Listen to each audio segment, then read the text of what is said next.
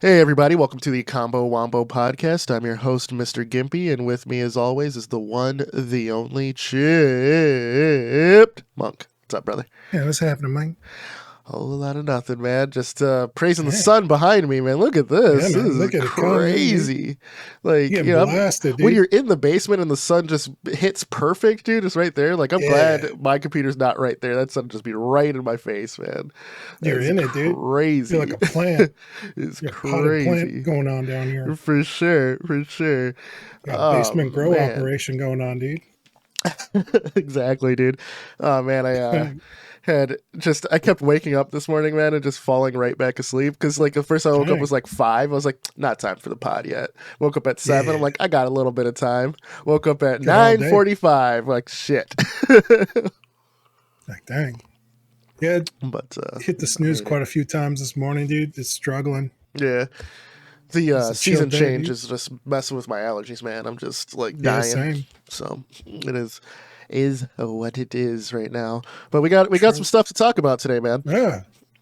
All right, man. Get after it, dude. What are we up to? I don't mean to scare you there, but probably the biggest announcement this week is the Switch 2. They had their Direct. They had their Mario Kart Treehouse special. Mario Kart's really the only game that's worth a damn being released on launch day. Mario Kart World, which I'm excited for, but it itself is not a system seller. You know, like I need, like I said previously, I need 3 games to sell a system for me. So, you know, it's. I'm looking at it like your old games on it, dude. True, but I've beaten those old games, right? So, but the new Donkey Kong Bonanza looks great. I've heard people like, "Oh, nobody asked for that." It's like, fuck you, I asked for that. So you know, it looks great. And Mario Kart World looks great. I just need one more. Did they drop a new Donkey Kongo? No, with the Congos. No, they did not. They won't. All right, I'm just asking. No, that's fine. That's fine. They won't. They won't. That's a great game. It was great. 2 games, and Donkey Kong Jungle Beat was awesome. So I mean, you know, you got 3 games out of it. You know, I have some bongos still to this day, dude. I still have fun with those. I still had fun with those things. So yeah, they said they're bringing back some of the old GameCube games on there, and the GameCube online, GameCube controller. Yeah, which is pretty sick. Maybe there'll be a Smash Donkey Kongo Bluetooth shit coming up, dude. Right? Maybe. I doubt it, but maybe. You gotta count them out, dude. So with the Switch 2, what are your thoughts? Because I think the big discourse online and in person is the pricing of the games being $80 to $90. Then some games are launching at $40, and then others at $50. But Nintendo seems to be set on the $80 mark, which. For a while, we knew that developers wanted to up the price to 80. 70 was just like a toe in the water. It's surprising that Nintendo's the first person to do this, but and you know, reasons people are saying the U.S. tariffs, but you know, that's beside the point. I feel like they would have tried without tariffs as well. Yeah. So what are your thoughts on that without getting too into it? Like, do you feel like it's too expensive, or do you think it's just everything's going up, so this was bound to? Everything's been going up like we knew, like at least for like the last 8-9 years. Like prices definitely haven't been keeping up with inflation. A lot of people point to like classical games like in the 80s and 90s that were already at $80 and $90 back then, and they've been. I don't remember any game being at 80 to 90, like in the 90s. You can look it up, dude. There's stuff out there. There's games, dude. The prices of participation maybe. Yeah. I remember definitely $50, and then it upped to $60 around the 360 time, and then $70 with the PS5. And most game studios have been hiding behind like the smoke screen and like the obfuscation, which is like paid microtransactions added into their games with like loot boxes and stuff. So like they've been getting their bread on the back end one way or another. Yeah. And I don't know, I'd rather just pay $10 more up front to just have all the things instead of paying like $50 to like slowly get like a battle pass and get a like Skinner box, you know, fed to me like with the most heinous practices. They're like, oh, you can get Mario coins, and now the Mario coins can convert into, you know, M-Bucks, and M-Bucks can, you know, get you 10 of these, and you unlock stage 3 with 150 Mario Bucks. And it's like, man, what is this Nintendo bullshit? has not done that, though. but I understand for where you're now. going with that. Yeah. Yeah, but like I'm saying, like it's how other game companies have protected like the upfront purchase prices by adding in. Ubisoft? Yeah, no. Yeah, they've For been, sure. Blizzard, Yeah. Activision, they wouldn't do Right. that, dude. What are you Right. talking about? Yeah, it sucks, dude. I don't know. If anything, you would think they'd try and bring down prices, especially with like digital games that they're releasing in like some places. It seems like they have different listing prices for digital and stuff. It seems like they're just trying to figure it out as much as anybody else. So I think that's why you see such a wide range of pricing, because they're like, all right, what is the sweet spot here? What can we get away with? They are a business, they are trying to make money. Yeah. It is interesting. They definitely have become more and more of a business first, and I think that's what caught fans off guard, because they're like, but they used to just be about the gamers and making great games. And it's like, bro, they haven't been that in at least like 25 years, dude. They've been, I would say, since like Pokemon Go dropped. That's when they like really made that paradigm shift of like, that's when they started buying up like mobile companies with like Puzzle Quest and stuff to really figure out like the internet and stuff. And I don't know, I've seen other people be like, fix your online, you got money. I don't think they realize like how expensive that actually is. Like, I remember like League of Legends. I think they spent something like almost like $4 billion to like get out their infrastructure in like the US or something crazy like that. It was a substantial amount of money over like the course of like 8 years to like actually build out infrastructure. And like, sure, it would be nice if they did that. But people, like, how many of their games are really, that deep? And then they've also been putting out tools for tournament play and stuff for local stuff for, organizations. I don't know, man. They've been doing some scummy business practices for a while. Like, they went after like Pal World. They'll go after fan games. Yep. So yeah, they are a business, man. And I don't know, they happen to have a lot of great games, and so they can charge a premium and they can protect their IPs. And it sucks from just like a fan standpoint, from a standpoint, dude. Sure. Of like being like, yeah, I want to carry water for Nintendo, but it's like, yeah, they are a business. Fuck them, I understand that. They will rip you off. They will take your money, dude. I will say there hasn't been any announcements on adjusted pricing for their Nintendo Switch Online service. Mine just renewed for the $20 a year because I was on the base tier. So I'm surprised. I assume adjustments will come to that with both PlayStation and Xbox being around the $60 to $80 range, depending on tier. So I'd assume adjustments come. If it doesn't, I would be surprised. It does seem like Nintendo is actually embracing online this go around with the built-in game chat features, the built-in camera. So it's exciting to. Yes, it looks really bad. Yes, it's so far behind. That's been a huge outpouring of people. I remember, especially the Kinect and stuff where they put their camera and people are like, I don't want this fucking corporate camera always watching my living room. Right. It's not about that out of here. I don't want this always online. It's about the voice chat more than anything. I don't know. They really just moved to where Xbox was, right? Wasn't that Xbox One where they're like, we're always online. You have to have a Kinect. You have to use voice commands. They're not always online. You don't have to have the camera, but the main thing is voice chat. That was what they pitched, though. The Xbox, right? The Xbox did, yeah. And everyone was like, "No." Nintendo has not had like voice chat integrated within their console ever. Games had voice chat support, like the Nintendo DS had games with voice chat support. You had to use an external app for the Switch to do online, which I don't know anyone in my personal circle who even messed around with that. So to have it natively, to have cross game parties natively is pretty big for Nintendo. That being said, man, the games I'm looking forward to for that are Dusk Bloods, which is FromSoft's new game, Mario Kart World, and Donkey Kong Bonanza. Metroid Prime 4 is coming to the OG Switch, so I don't feel a need to upgrade at the moment.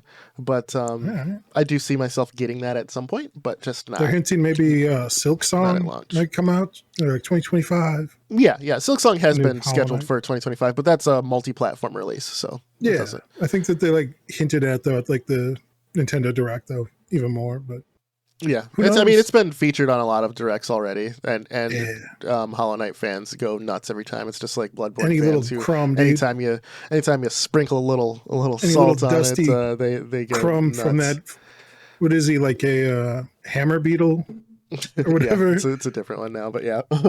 Yeah, dude, any little crumb from that hammer beetle, dude, any little piece of dung that thing leaves out, dude, they're gonna sniff it out, dude. And lick it right up.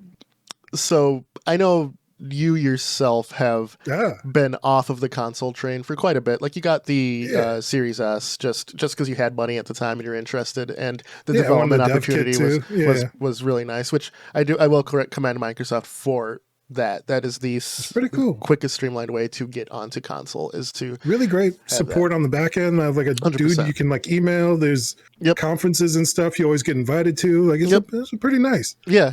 You can't really talk about any of it because there's NDAs, but like it's cool that they have like all this stuff, and it's awesome also that they getting your game working on that console just with after paying $20, super sick. So I don't know. I think they like rolled back some of that stuff though because of like all the abuses and like pirating that was going on, and they had to like do what they had to do, but it was cool. Yeah, definitely. You don't know until you try, and like I hope that like just like Sony with Linux on the PS3, right? Just obviously it gave way to some piracy of the PS3, and but to have a full-fledged Linux on your PS3 was pretty huge. I think they lead to like embargoes and stuff too with the PS3. Like they're like, if people are going to use this for military purposes, we got to shut down selling PlayStation 3 consoles. There's legit talk about it, but it never went anywhere. All right, I think there was though, man. Go back, look up some news clips at or that something. time, and I had friends using the Linux on PS3 for a while. So yeah, it's been whatever. History's strange, man. It really is. You've been like memory hold for like the embargoes and the pricing of like these older games. You're like, no, I would have heard about that if that happened, dude. And I'm like telling you about it, like, No, I mean, we were active during that time and I followed it. So, I mean, I'm saying from experience, but. All right, so with that all being said about the Switch 2, what will you buy it? Because I know, did you get the Switch Lite? Or was that just Professor? No, I can't remember. Yeah, it was the Professor, but I borrowed it for like a couple of weeks, and I played. That's kind of the nice thing is like I know people who will probably get it, and I can just borrow it to play the games I want. Sure. That's kind of another cool feature they're rolling out was like sharing games too, so you can share games between like digital, Switch 1 and 2, and they have like a family sharing plan and stuff, which was kind of nice to see. I know that also had like some strict limitations and stuff, and like games delete and. But it was modernization of that service too, so that's a step nice to have, forward. like. I don't know. I think people would be like, you can't make everyone happy. People would be upset if like they didn't have something like that, and people are upset that they do have something like that, and it's not, free reign or whatever. Yeah. So yeah, but it is cool that they have that. I would like to probably borrow one at some point, like in a few years, and like see what they got out there. Yeah. See if it like still crashes Mortal Kombat 11 randomly, or overheats badly, or has like horrible battery life, or if they keep on sneaking more mobile game stuff into my Pokemon Eevee. So it's just Pokemon Go, but like the OG Pokemon Red Blue skin over it. And you're like, this is not what I expected, but I understand. Yeah. Got it. So game dev side. You said like you're waiting for the three big games. Yeah, the three big games. Some of them. 3 big games, I'll get a Pro Controller for it. But the fact of the matter is I have kids. Yeah. So, people are all like, oh, I don't want, people are saying I don't want that. I'm a gamer myself, but so are my kids. We need Brock Lesnar to come in here and be like, listen, I don't give a damn about your kids. But I will get it. I don't know if it'll be launch. Like I said, I usually need 3 games to purchase a console. So we'll see. But, like with prices of everything these days, I'll do whatever the most fiscally responsible thing is. Unless there's a game where I'm like, God, I need that. It's the fact of life, man. It's the fact of life. Man, I get it. Also, my kids mostly play Minecraft anyway, so it doesn't matter. Like whenever it comes out, they don't give a shit. It just has to be Minecraft or. Does it have Minecrafts in it, dude? Yeah, it will. Like it's crazy to me that they're announcing Fortnite as a launch time. Like it's free and it's on everything. Like I just assumed it would be there. You don't have to announce that, Yeah, dude. But yeah, no, good for Nintendo. But it was definitely we're overdue for a refresh. So. Pricing aside, we'll see how stuff shakes out. But I'm excited for new games on the horizon. I'm excited for the return of Nintendo made Donkey Kong because Retro Studios has made every Donkey Kong since like 64 maybe. I don't know, I could Yeah. be off, but Do you think that a lot of this is smoke and mirrors though, as well, with like Nvidia being like the back end GPU on it? Do you think it has like the fake frames and stuff where they're like everything runs 1080 on and 60s? They're going to be a lot of like, AI generated like phantom frames and whatever the thing is, like DLSS Phantom nonsense. frames? No, DLSS probably. I bet both, dude. I think that it might be all smoke and mirrors, but that's what I'm saying. Yeah, but Nvidia's mobile graphic sets have literally been the standard. So Yeah, I'm like not the Switch. so was especially, also and using it. Nintendo's known for pushing their hardware to its limits. So Yeah. I like if it is, that's good for other developers, but for Nintendo themselves, I don't think it matters. They can still produce gorgeous things because they're one of the only might do like sloppy devs that ports still do and exactly. They're the only one of the only check devs the who still boxes. does optimizations. So yeah, that's cool, man. Yeah, let's get to a little bit of game dev, man. Yeah. That's some good Switch talk. Man. My update. I'm still plugging away at mine. No real big updates. Just some working on it. Put some hours in. Just putting some hours in. I'm putting some hours in today. Right. So no big updates, but I just wanted to update saying still working on it. I talked to you about it a little bit off pod, and I talked to our boy Sir Solace off pod about it. Neat. So still plugging away. How about yourself, man? I made some more progress. I thought I'd have it basically done by now, like the small little Tiger Electronic style ninja platforming style game I made. Mm-hmm. I ported all that over to Unity. I built out a whole editor system. For some reason, it was producing like corrupt JSONs, and I just don't know enough how to fix that. So then I found like this other plugin made by like one of the Unity developers. I don't remember what it's called, but shout out to that guy. He has like a GitHub, and so like I added his repo to like the project settings and imported all that stuff. I paid a dude on Fiverr to make some pixel art. The pixel art came out fantastic. It was like $10. I feel like I'm ripping this guy out, so I gave him like some more money in the tip. Then I gave him like 25 more for like just some simple items that I was like, yeah, just give me like these 2 items and here you go. Here's like another like 10. Like it's almost like $100 I spent on just like some custom pixel art, which is you're more than fair. Like artistic community, man. And I could have got it for like 10, and just been like, yeah, this is fine. But I was like, I feel a little bad, like, just because I know how much actual work and dedication it takes to make like good art and to like get custom art too. I think a lot of people maybe just take it for granted and they don't really understand. And like, I think you can falsely, equate like an asset pack you buy off a store versus like custom. And like that asset pack you buy off a store is like everyone got that. Whereas custom stuff is like they need to take time. You need to talk to them. You need to like send them like a design spec sheet and stuff and be like, this is what I'm looking for. This is what I want. You gotta work on your communication skills. But because I don't know, like a lot of people will like hire contractors or whatever, and then they're like get upset because they didn't have like project guidelines or like a spec sheet or like what they're looking for. Don't even understand working with like a contractor, and then they're like mad at the contractor that they got what they asked for. But yeah, so I did that. I got the music synced up to like spawning items. I added in the pixel art. I got the stage select stuff working. Basically, now I'm just at the tail end of it, which is the non-fun stuff, which kind of sucks. So I got to add in the small story that I have, the rest of the stages, the rest of the music, and then the rest of the backgrounds for the stages, which I kind of have. I think I only have like one of them, but I have like written out like what the other ones need to look like and stuff. Sure. So you're just I've seen you in Krita for days now. So is that what you're working on? Man. Yeah. Perfect, so I don't know. Like you really don't it's hard to like estimate times. Like, you forget like how long like just like basic stuff takes. Like I was like, I'll just be able to hammer this out real quick. And I've been spent like 3 or 4 hours. I'm like, shit, I got like 2 things done out of the 8 things I need to get done. This is wild. On the flip side, though, you got 2 things done. Yeah, but then yesterday I took off a day, like Friday from work, to be like, hello there. I was gonna work on things for this game, and instead of working on the game, like I just started making other things. And that's what I did. So. I don't know. I showed you like the other project I was working on, the other like app website thing. Yep. That came out. That was different. So, I don't know. What did you think of that? Like that tool I made, dude? So that's what I wanted to talk about at the tail end here of the tool you made. So do you want to explain a little bit about it while my son grabs a blanket? Yeah, I put this out there. I started asking people on different Discords I'm part of for feedback. I only got one person to respond.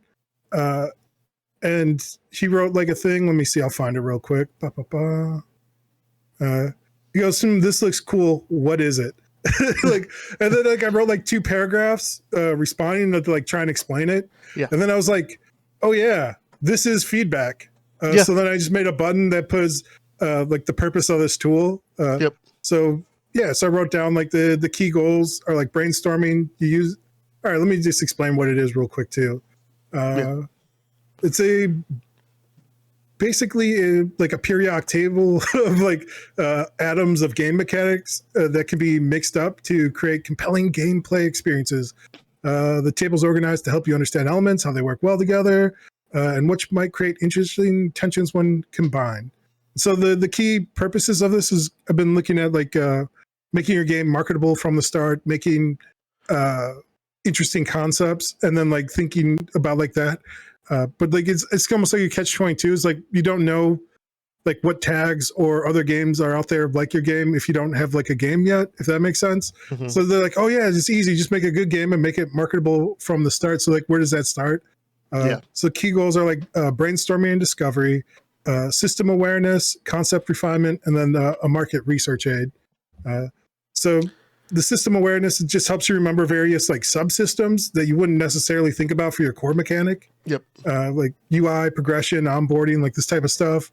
Let's see here. What do I got here? Concept refinement provides a structured way to select mechanics, estimate complexity, articulate a gameplay concept. This is at the very bottom. I put ideally you'll approach this tool with a theme or core mechanic idea already in mind, and then you can help flesh out the concept, consider necessary supporting systems, and evaluate potential scope and marketability from the outset. So I'm happy with how this came out. I added some of the feedback you gave me. And then like I did a bunch of like bug fixes and things I had. I've spent like probably a day or 2 working on this now, and I'm pretty happy with it. So what? So I will say I plugged in my mobile game that I'm working on there, and from what you had, I don't know if you have like a database of games with each one. So it's it's all just kind of hard coded in. Oh, okay. Yeah. So one of the games it said that my game's most like is Stardew Valley, which I believe it's just because of the farming sim portion. You'll get stuff like that. I got like Diablo and Hades will come up a lot. Sure. And then, but one of the things that I liked a lot was you had so many different systems, and to 1 second here. And with so many systems to where I can visualize what's there and what's needed. So I think you have a nice jumping off point, especially for me. Like the tags you have for like their Steam tags, I assume that you added. So those are great. Good. Those are great. For the brainstorming part of what all you want, I think that is, for me, that's where a lot of the juice was. It's like, what do I want in this game? And then the meter you have on on estimating how difficult it is to make, I think is there. Now, I have one more suggestion for you. I already added a disclaimer, dude. Like at the about features, like it's done. The complexity score is a rough estimate intended for guidance only. Actual implementation effort will vary significantly. Have a multiplier based on their experience. So have it something that they select. Like I'm a beginner, I'm an intermediate, I'm advanced. And then multiply that. So that's just my one thing.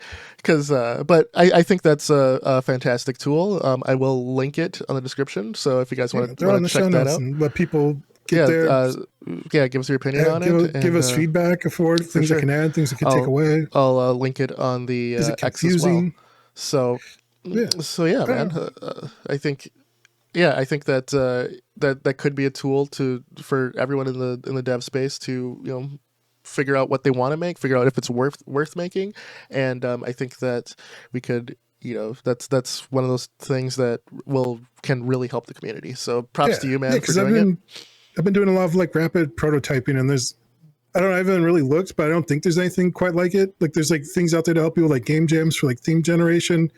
There's like design docs for like, outlines on how you should do things. Mhm. But there's nothing really for like, how should you decide like the mechanics and like what other like subsystem of mechanics are necessary for those things to work. And like one of the problems I was also seeing too was like when I was making my ninja game, Mhm. like the part I'm at right now where I'm like, oh, I got to add dialogue. Oh shit, I got to do like something with dialogue. So I have to like re-add like the system. It's like it added like a bunch more time to like the back end of like the end of life, and it's like something I knew from like the design spec, but I didn't like plot it out. And like if I had something like this from the jump, could have like plotted out. And then for like the Steam tags and stuff as well, there's a lot of like tools out there. Like I shared some with you. Yep. Where you can like put in a game or like Steam tags, and then it'll like give you like a bunch of other games that are like your game, and then you can do more market research or see like what's already been done, and then you can like see like, is this worth pursuing? Is there like a demand for this? Is there something unique I can bring to it?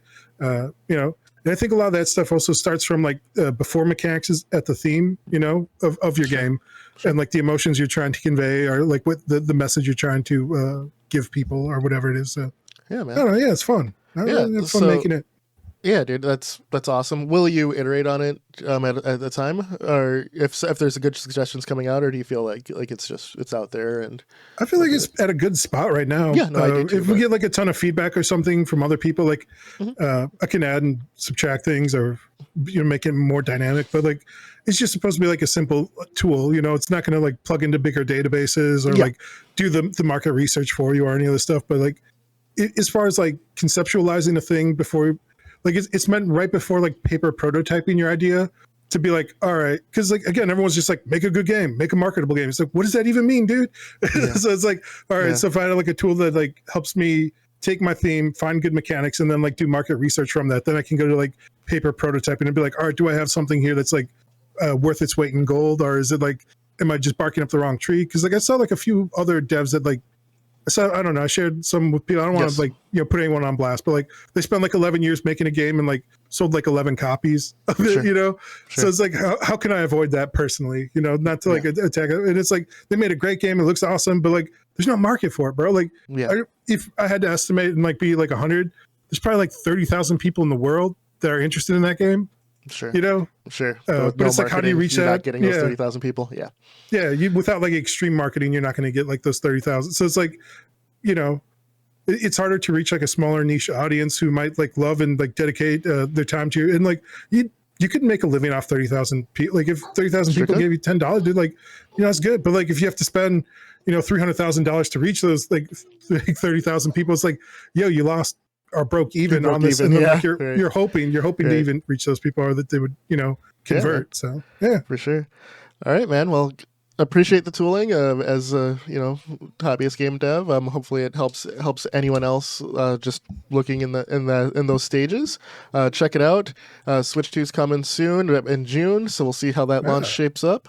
But for the Combo Wombo Podcast, I'm Mr. Gimpy, and that's Chipmunk, and that's my son behind me playing Minecraft. So like, share, subscribe. We out of here. Later. Deuces.